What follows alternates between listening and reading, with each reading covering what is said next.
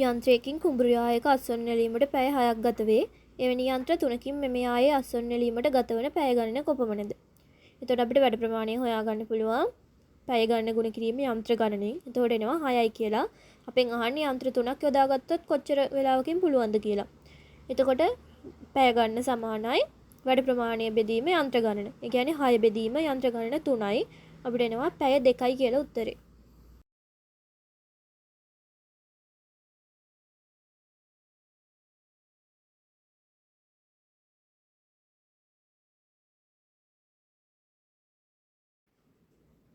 රූපයේ දී ඇති තොරතුරු ඇසුරින් cos θහි අගය සොයන්න.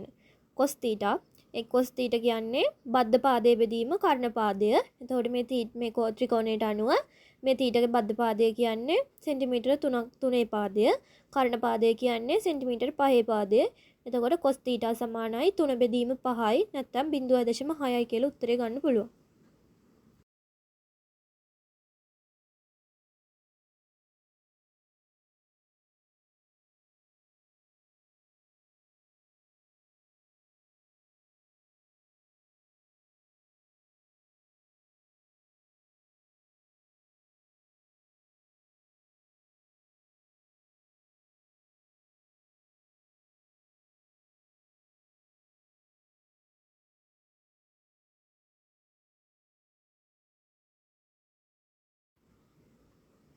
ABCD යනු වෘත්තය මත පිහිටි ලක්ෂ 4කි. දී ඇති තොරතුරු අනුව DEC කෝණයෙහි විශාලත්වය සොයන්න. අපිට දීලා තියෙනවා ABCD කියන්නේ වෘත්තය මත පිහිටි ලක්ෂ 4ක්ලු. අහන්නේ DEC. DEC කෝණයගේ තමයි අහන්නේ. අපිට දීලා තියෙනවා ADB කියන්නේ අංශක 40යි. DBC කියන්නේ අංශක 15යි කියලා. DBC අංශක 15යි. 15යි නම් අපිට DAC කියන්නේත් 15යි කියලා ගන්න පුළුවන්. එතකොට ADB කියන්නේ අංශක 40යි නම් ACB කියන්නේත් අංශක 40යි කියලා ගන්න පුළුවන්. එතකොට අපෙන් අහන්නේ DEC කෝණයනේ. එතකොට අපිට CBE ත්‍රිකෝණයට කෝණවල එකතු 180ට සමාන කරලා ගන්නත් පුළුවන්.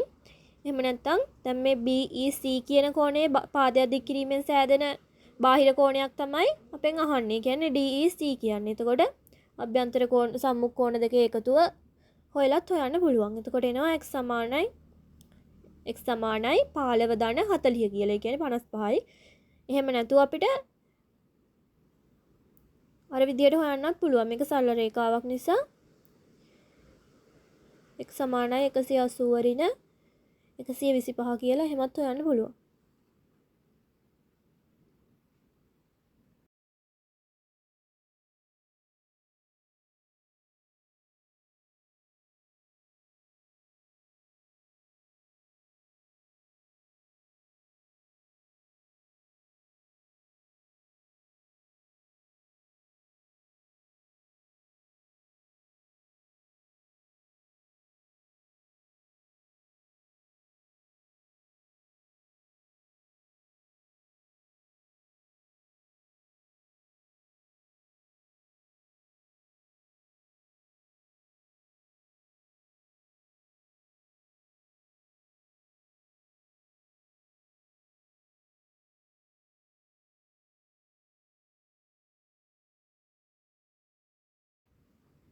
සුළු කරන්න AX බෙදීම 2 බෙදීම 3යි A බෙදීම 4යි X මේ බෙදීම ගුණ කිරීමක් කරලා පදේ උඩයට මාරු කර ගන්න ඕනේ. AX බෙදීම 2 ගුණ කිරීම 4x බෙදීම 3යි A.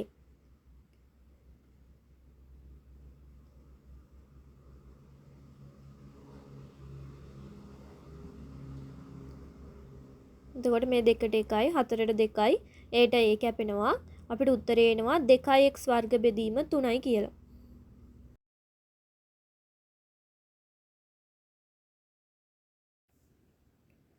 රූපයේ දක්වන වෘත්තයේ කේන්ද්‍රය O වේ. දී ඇති තොරතුරු අනුව x අගය සොයන්න. කේන්ද්‍රය O ලු අපෙන් අහන්නේ x ගේ අගය. එක් කෝණයක් දීලා තිනවා අංශක 30යි කියලා. මේ රූපයේ අර්ධ දැන් විස්කම්භයක්නේ විස්කම්භයේ එතනින් අපිට ගන්න පුළුවන් අර්ධ වෘත්තයේ කෝණයක් තියෙනවා. එතකොට ඒක අංශක 90යි කියලා අපිට ගන්න පුළුවන්.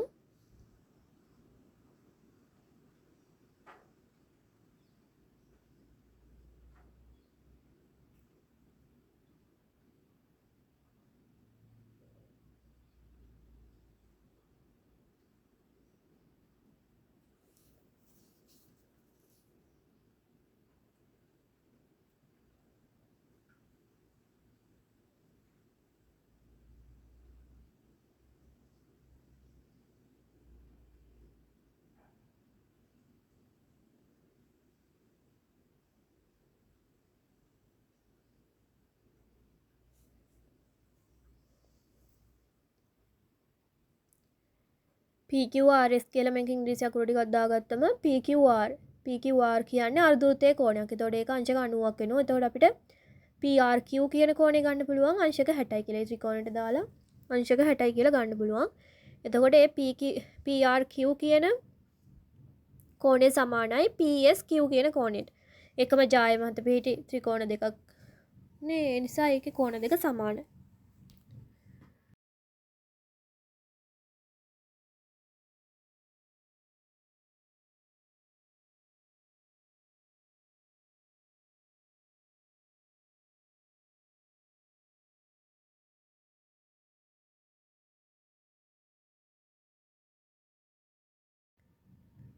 කුඩා පොදු ගුණාකාරය සොයන්න 4x වර්ග y 6xy 3y වර්ග.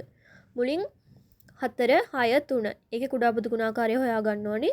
ඊට පස්සේ x වර්ග y xy y වර්ග කියන ඒවාගේ වෙනම හොයන්න ඕනේ. 4 6 3. ඒක හොයාගත්තට පස්සේ අපිට එනවා 12යි කියලා.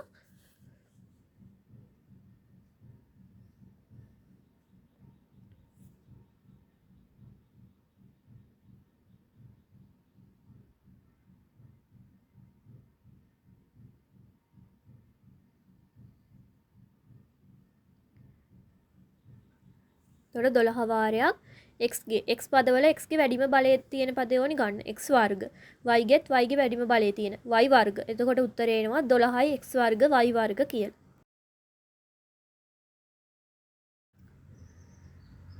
සුනිල් නේවාසිකාගාරයක නැවතී සිටි. සුනිල්ගේ උපන්දින උත්සවයට ඔහුගේ පියා සහ සොයුරන් දෙදෙනා පමණක් සහභාගී වනු ඇත. එකිනෙකට වෙනස් වේලාවේදී තිදෙනා පැමිණෙන්නේ නම් ඔවුන් අතරින් ඕනෑම අයෙකු පළමුවෙන් පැමිණීමේ සම්භාවිතාව සමාන නම් ඔවුන් සොයුරේක පැමිණීමේ සම්භාවිතාව. සොයුරන් දෙදෙනෙක් ඉන්නවා. ඔක්කොම පුද්ගලයන් 3 දෙනයි එන්නේ. එතකොට සම්භාවිතාව අපිට එනවා 3න් 2යි කියලා.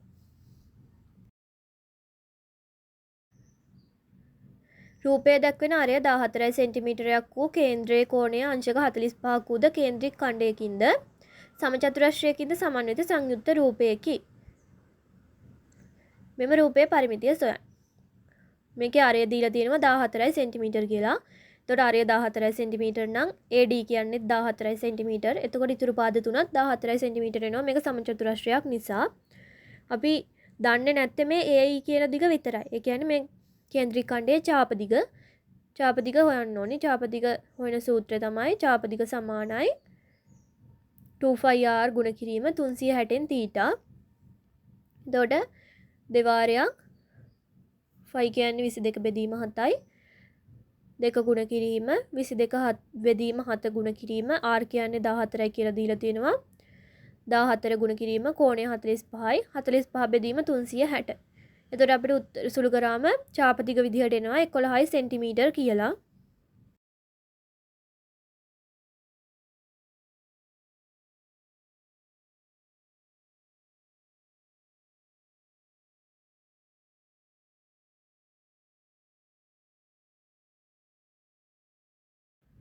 අපෙන් අහන්නේ මේ සංයුක්ත රූපයේ පරිමිතිය. එතකොට පරිමිතිය සමානයි එක් කොනකින් පටන් ගත්තට පස්සේ AB ධන BC ධන CD ධන DE ධන EA. එතකොට මේ වගේ දිගවල් ආදේශ කරලා අපිට උත්තරේ එනවා 67 සෙන්ටිමීටර කියලා.